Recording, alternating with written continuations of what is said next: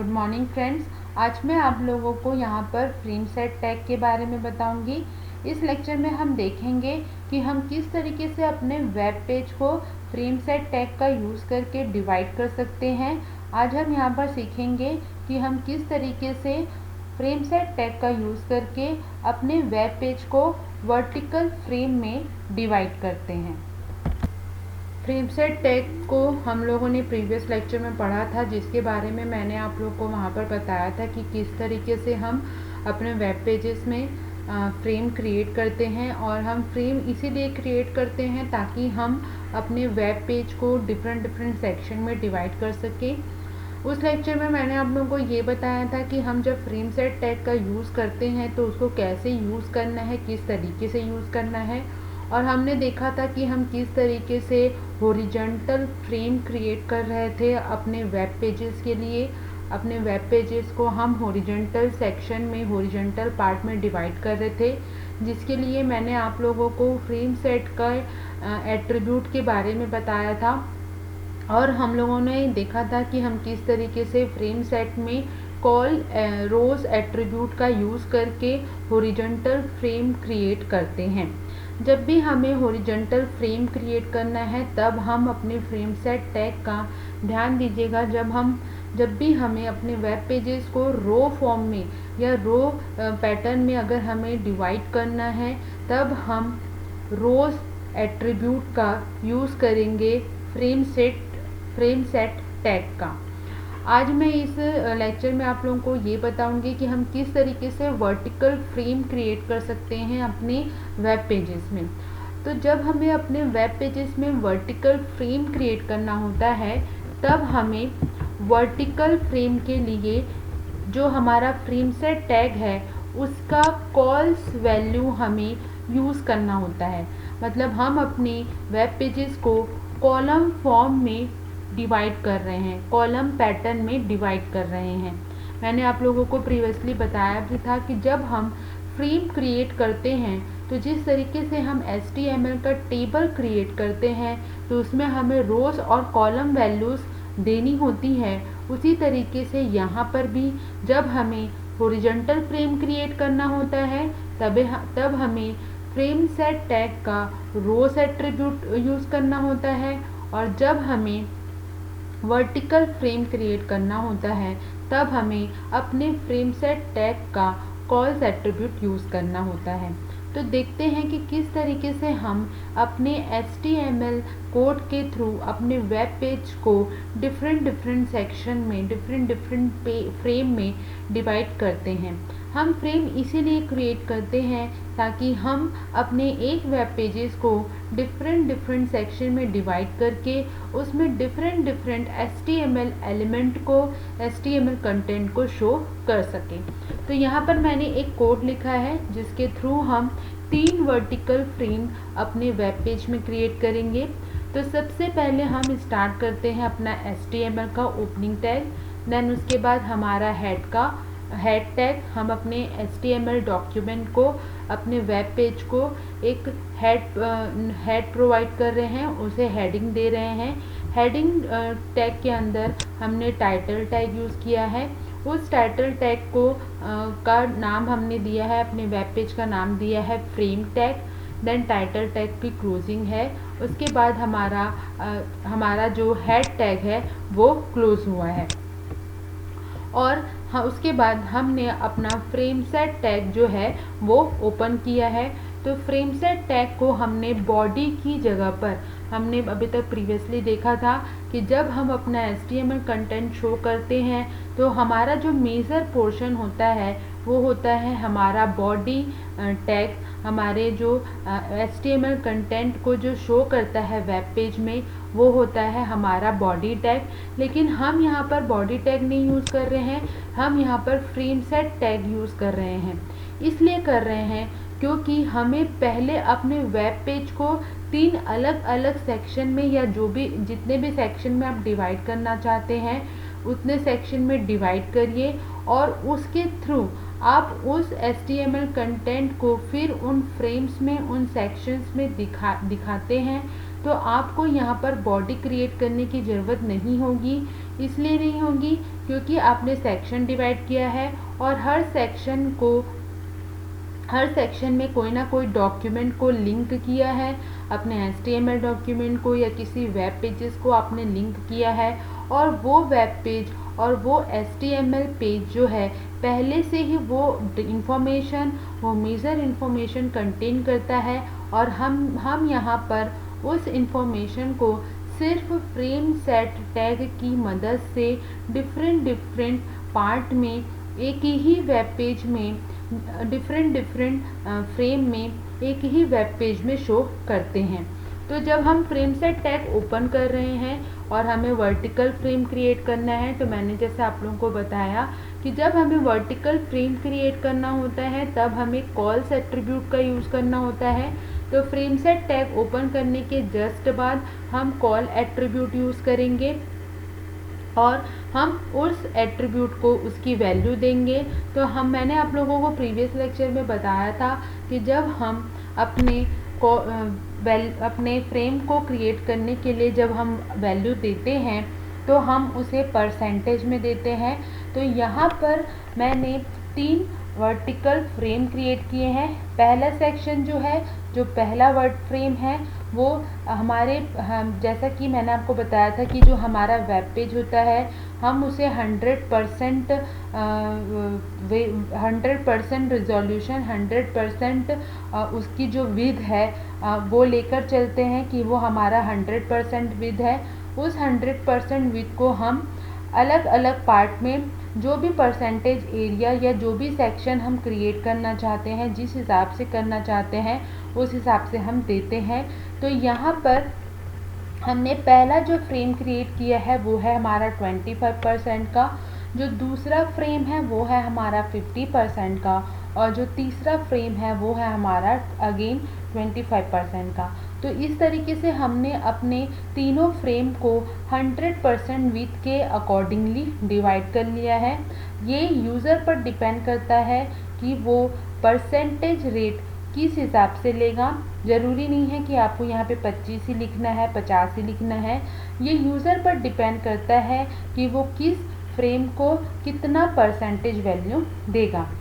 तो हमने यहाँ पर 3 सेक्शन क्रिएट किए हैं। पहला सेक्शन है 25% का। अब हमने जो ये 3 सेक्शन क्रिएट किए हैं, इन तीनों सेक्शन में हम उस डॉक्यूमेंट को शो करेंगे जिसके लिए हमने फ्रेम क्रिएट किया है।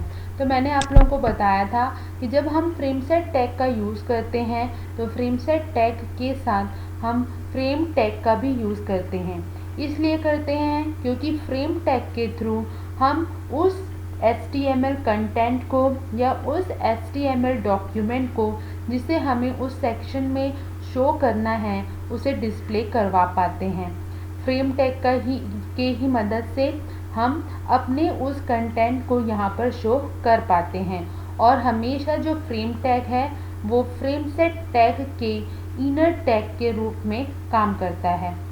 मैं आप लोगों को आगे लेक्चर में फ्रेम सेट टैग के कौन कौन से एट्रीब्यूट हैं और साथ ही साथ फ्रेम टैग के भी कौन कौन से एट्रीब्यूट्स हैं उनके बारे में बताऊंगी। अभी मैं आप लोगों को बेसिक एक ओवरव्यू दे रही हूँ कि किस तरीके से हम फ्रेम क्रिएट करते हैं और किस तरीके से हमारा वेब पेज जो है वो वर्टिकल फ्रेम में और हॉरिजॉन्टल फ्रेम में दिखता है। फिर उसके बाद हम फ्रेम सेट टैग के एट्रीब्यूट्स और फ्रेम टैग के जो एट्रीब्यूट्स हैं उनके बारे में डिस्कस करेंगे। तो अब नेक्स्ट लाइन में देखें, यहाँ पर हमने फ्रेम टैग यूज़ किया है और फ्रेम टैग के साथ हमने फ्रेम का जो एट्रीब्यूट है SRC, जिसका फुल फॉर्म होता है सोर्स। तो ये वो सोर्स फाइल जब जिस एरिया में जिस फ्रेम में मुझे जो फाइल शो करवानी है तो वो फाइल शो करवाने के लिए मुझे यहाँ पर फ्रेम टैग का SRC attribute source attribute use करना होगा, जिसके थ्रू मैं उस फाइल को यहाँ पर शो कर पाऊँगी। और उसके बाद डबल कोट के अंदर हमने वो फाइल का नाम दिया है। मेरी फाइल का नाम है frame1.html। तो जो पहला सेक्शन है हमारा 25% का वो शो करेगा frame1.html, और frame1.html खुद एक वेब पेज है, एक HTML पेज है। तो ये वेब पेज हमारे 25% के एरिया में सेक्शन में शो होगा।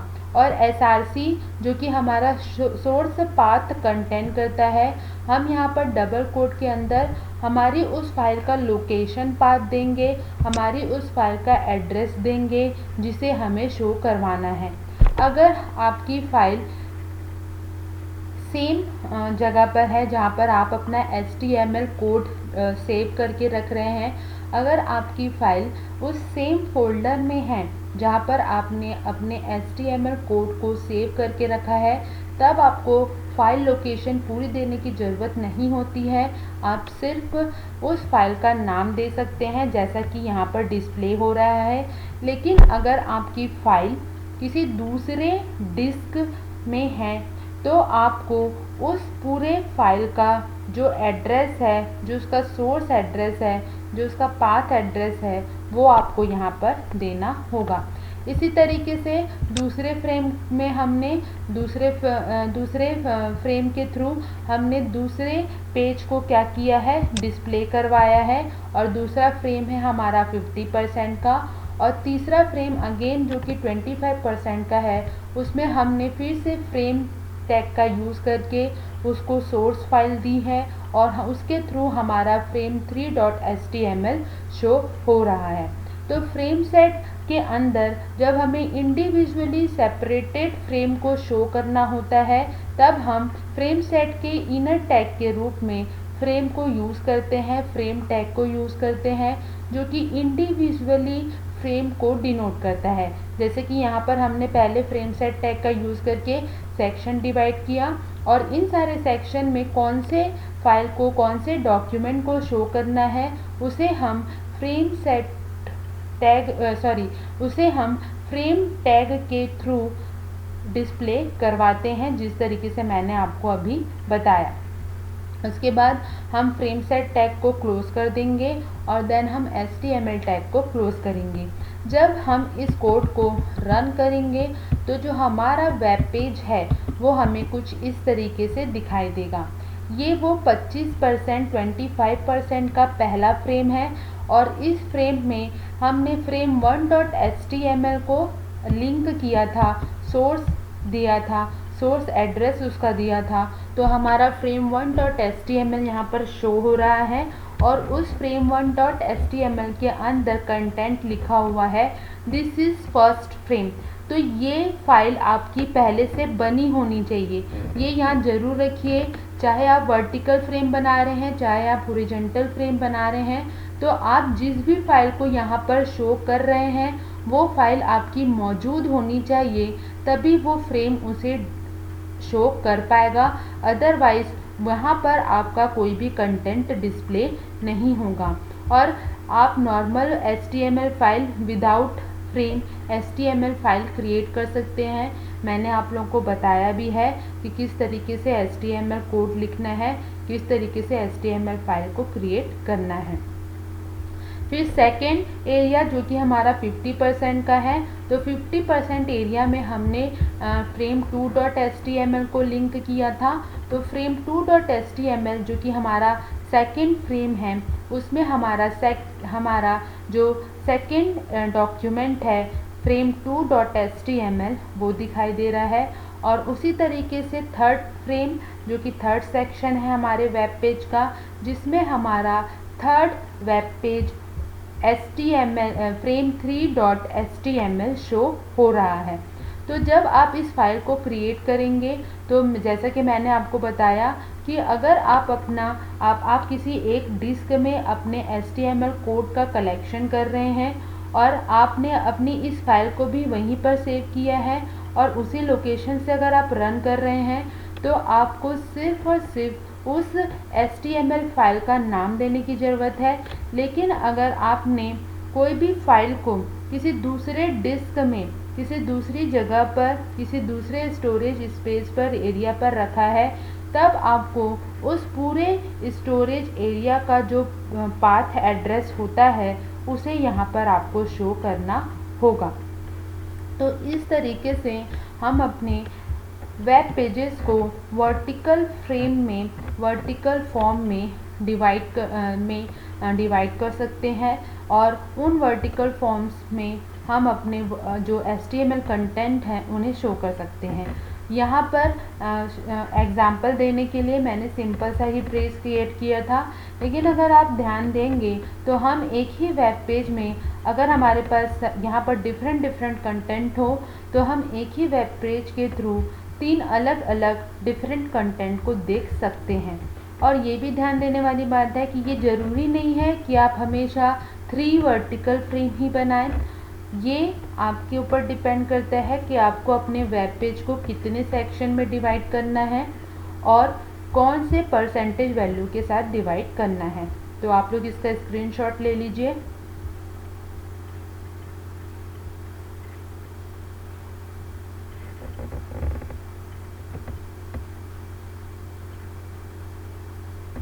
और आप लोग से मैं ये ज़रूर कहूँगी कि आप लोग इसकी प्रैक्टिस करके ज़रूर देखें, तभी ये बहुत अच्छे से क्लियर होगा।